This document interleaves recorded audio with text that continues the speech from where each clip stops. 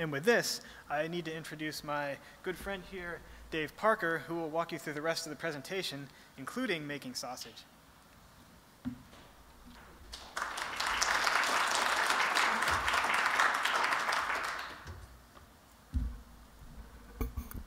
As Bernie mentioned, my name is Dave. I work with Bernie and Sean, and I'm also a member of the Hoodie cult.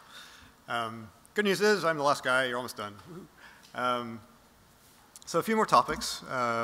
You've seen CPFE referred to here and there in the presentation. I had to get a meme in there somewhere. So we have a website which lets you download images being generated from the builders, and also in some cases upload some things. Well, that's done more on the factory side. So if you're working with us, you'll get access to the site. So as an example, when firmware changes get checked in on a firmware branch, it'll kick off the firmware builder, and within a few hours, the generated artifacts will be available through the site. So you can always build it yourself, of course, but if you want to sort of see what the builder did with it, you can get quick access to builder firmware. Similarly, there's also full Chrome OS images of various flavors. There's recovery images and test images and base images, and you can download all these also. One thing I sort of highlighted on this slide was it's important to know to get the firmware from the right branch, because there's some projects like Ramby, we're generating firmware on TOT and we're generating firmware on firmware branches. So in this case, I specified a version prefix of 5216 to make sure I was looking at things that actually came from the firmware branch builder. That's this kind of tribal knowledge that you'll pick up when you're working on a project. So you can get different types of firmware from the builder.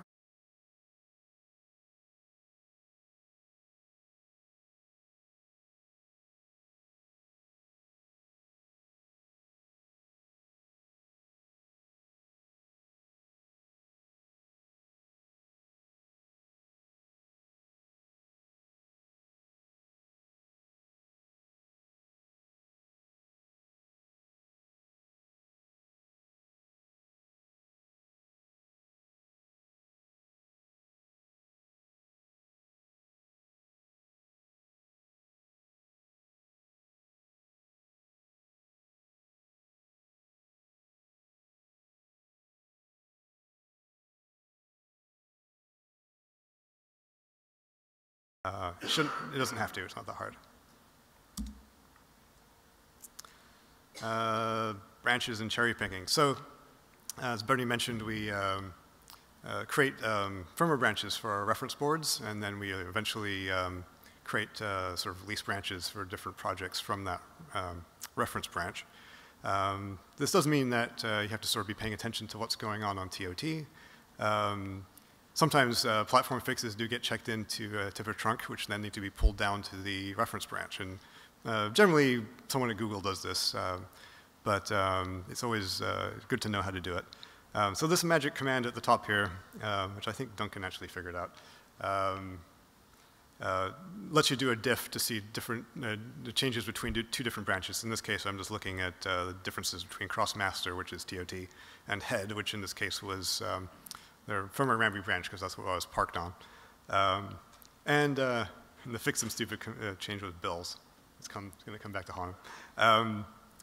So this lets you sort of see the differences between the two branches. And if you do decide you want to fix some stupid over in the firmware branch, then you can use git cherry pick command. There's actually a cherry pick button in the code review UI, which I haven't used, so I'm a bit nervous about it. I like command lines. So you can cherry pick the changeover. You can amend it before pushing it up to the server. And usually I just change the change ID in there just so things don't get confused. But it is a little bit manual. It would be nice if we had tools to sort of do this a bit more automatically, but we'll get there. This is the last big topic. So I think this morning, which seemed like a long time ago, Duncan was talking about, one of his slides was a flash map, an FMAP of the system firmware. There's lots of pieces in there. We have, let's see, everything. We've got the descriptor, we've got Coreboot, we've got depth charge, we have read-only copies and read-write copies. We've got read-write1 and read-write2, and we've got the EC binary, and we've got the ME in the case of Intel stuff, and there's lots of things in there. So I did want to get into a little bit of detail about how this gets built, and it's a little bit convoluted, so bear with me. But I'm going to mention a few of the commands where you can sort of go and explore this yourself in case you're working on something and something weird happens. This will sort of give you some tools to go and figure out what's going on. So our firmware builders start off by building a virtual, the virtual Chrome OS Firmware package. For each board, this is sort of overridden. In this case, I'm making Bay Trail flavored sausage, so we're going to build Chrome OS base Chrome OS Firmware Ramby. This is an ebuild which sits in the board's private overlay. What that ebuild does is it will spit out, or the sort of the final build artifact, I guess, of all this, is the Chrome OS Firmware Update shell ball. So on a Chromebook, you go look under user sbin, you'll find Chrome OS Firmware Update. This is it's a shell script which has a bunch of UU encoded stuff in it, which includes the system firmware, the EC firmware, and utilities like FlashROM and VPD and some other things. So that's the ultimate goal, is to build this thing. And along the way, the build process will generate a few artifacts that get deposited under build board name, like Ramby firmware. And our builder will sort of package those up and make those available through the Chrome partner front-end side I mentioned earlier. So the script which ultimately builds this thing is listed there. Source is pack firmware. You can look at it. It's kind of long. So next question is, we have this firmware updater shell ball thing.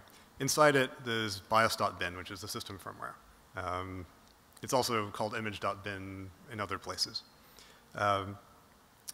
So to generate that piece, the Chrome OS Firmware Ramby ebuild inherits from an E-class called cross firmware. And that sort of guides, I guess its job really is to build all the things that you need, all the blobs that need to go into the Flashmap.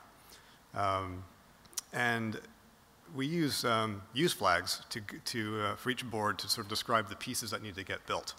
So if you look under the public overlay for Ramby, you'll see there's a use flag called cross EC.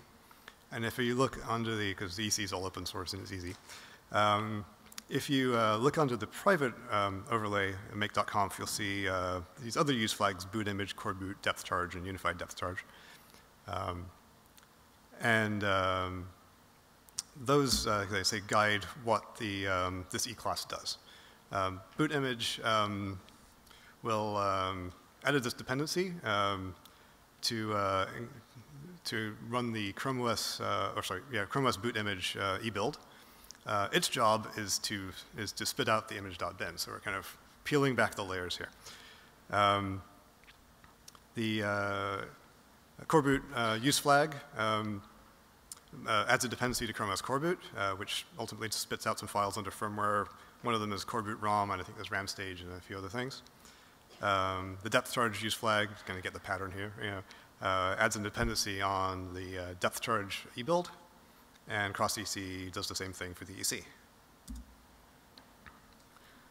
So then diving one layer down into the Chrome OS Coreboot ebuild.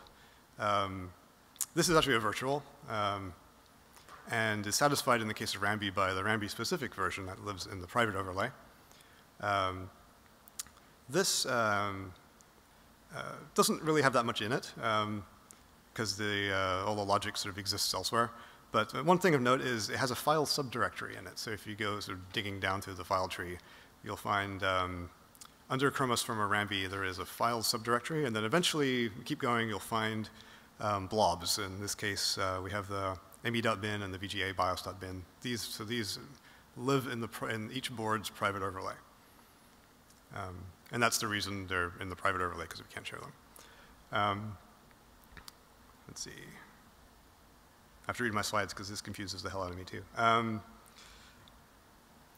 Okay. Oh yeah, the other thing to mention is the Coreboot Ebuild does inherit Chrome OS MRC, and that comes, that Ebuild lives in the partner overlay, which Bernie mentioned earlier.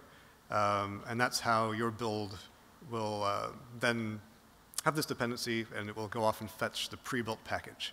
And if you can't access the pre-built package, it will fail, because the source code is under tight restrictions. So if you get some kind of failure and you see Chrome OS MRC sort of at the bottom of the output, then what you should do is repo sync, just to make sure you've got all the latest references to the stable packages.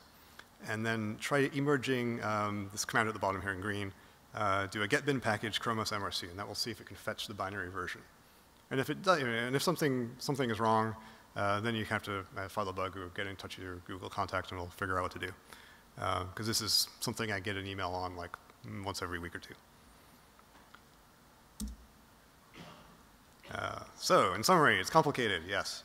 The command here just kind of shows you another view of the dependency graph, only 4 layers deep. It gets much deeper for building firmware. I should add that. So we generate, so from backing up one step, we generate all these blobs, and then the image.bin gets assembled, sort of following the Flashmap as a recipe.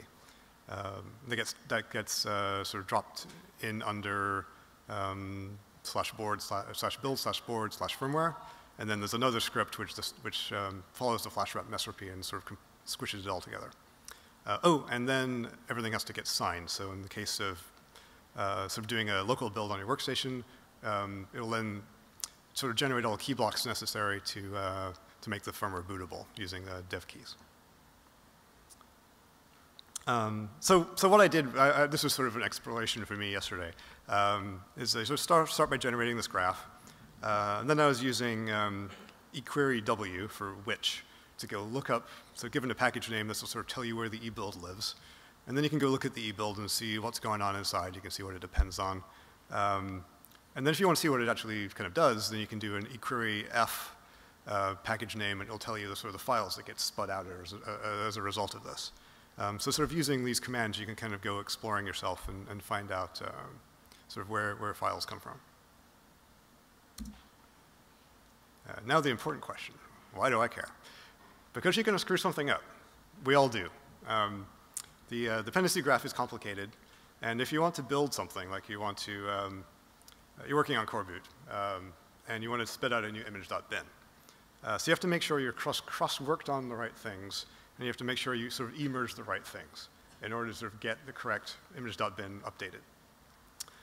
So in this case, you're working on Coreboot. You have to make sure you're cross-worked on Coreboot, and you have to make sure that you emerge Chrome OS Coreboot-board and Chrome OS-boot image to sort of spit out the image.bin you expect.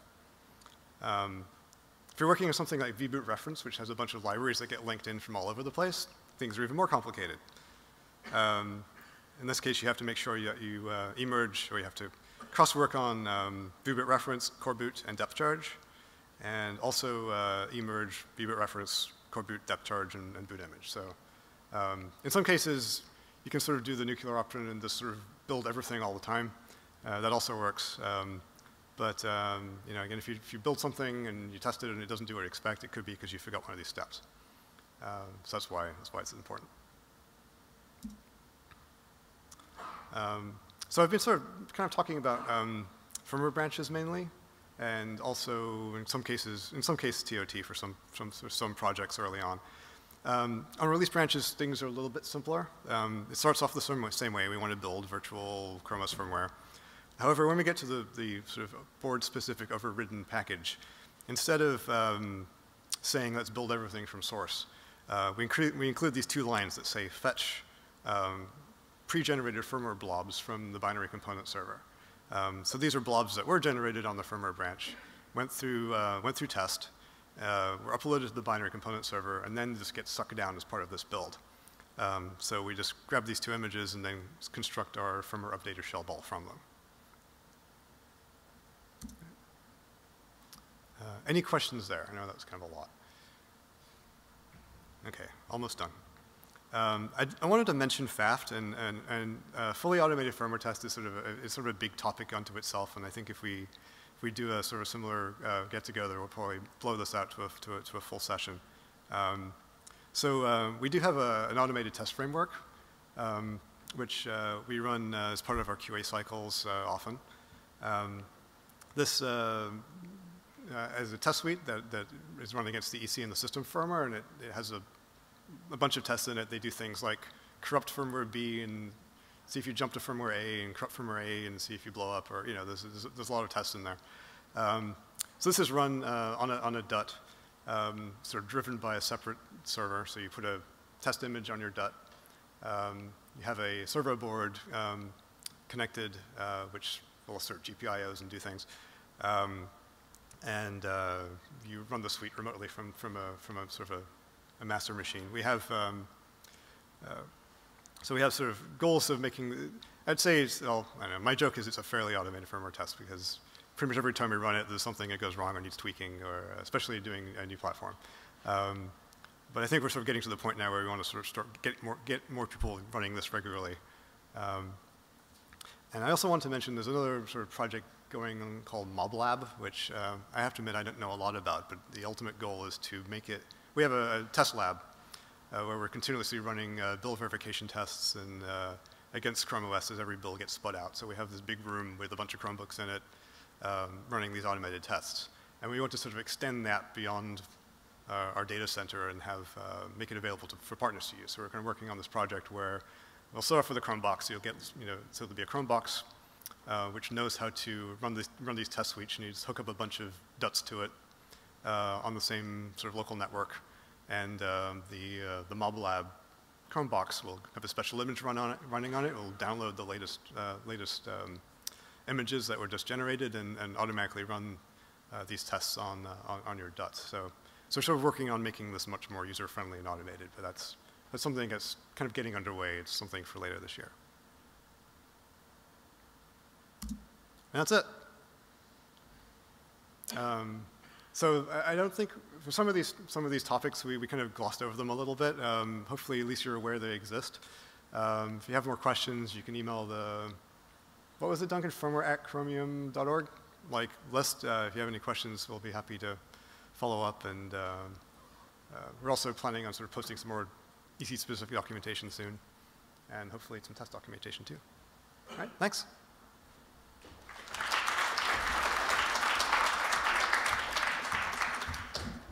So as you mentioned, that's all we have.